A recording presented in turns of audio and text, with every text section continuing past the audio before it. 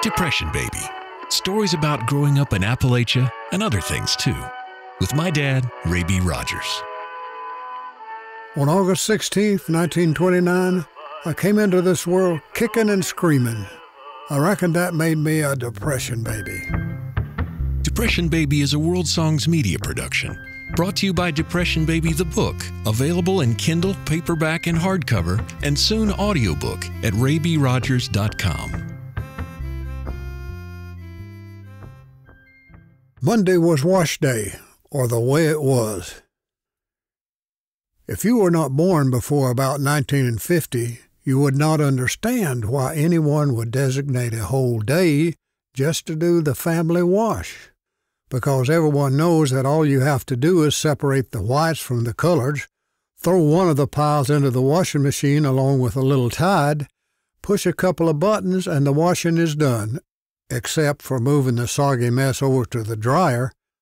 Oh yeah, you have to fold them. But this was not the way it was.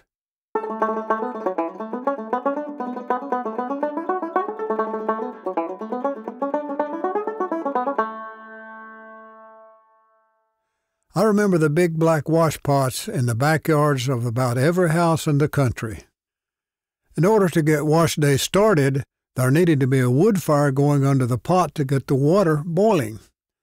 The mothers and grandmothers of the day stirred the clothes with a big stick, after having applied some lye soap to the dirty clothes. And the lye soap was manufactured right on the farm, probably in the wash pot. Lye soap was made from grease saved from the kitchen and mixed with lye and cooked to perfection. It was later cut into bars after cooling. This was a potent cleaning agent, but the downside was that it would damn near take the skin off your hands. But that was the way it was.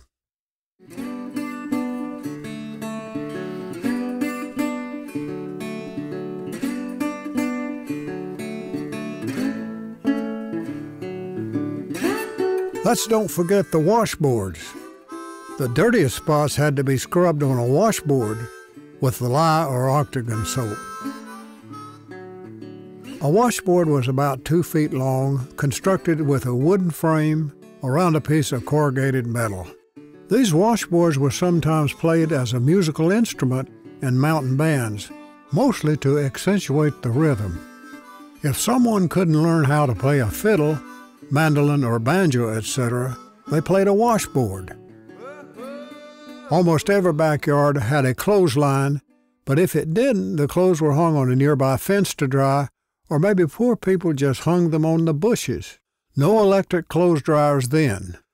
But the elite had retractable clotheslines.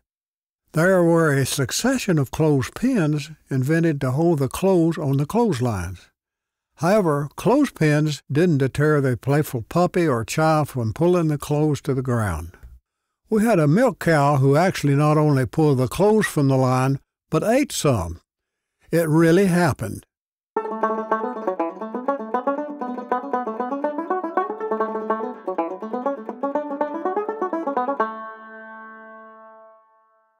For millennia, women wrung the water out of the clothes by hand. Some genius invented a clothes wringer, which consisted of a couple of rollers with gears on one end and powered by a hand crank. High technology of the day. Then came the invention of an electric wringer. The clothes were rinsed in a galvanized tub on one side of the wringer, then the clothes were run through the wringer for a second rinsing on the other side. The wringer was then reversed for another final wringing. Sounds complicated, but that's the way it was. I can't leave this out. There was a story about the man who got his tie caught in the wringer and couldn't reach the off button. The sucker was hung right there on the spot while, as the story goes, his wife whistled Amazing Grace. Seems she was tired of washing his dirty shorts.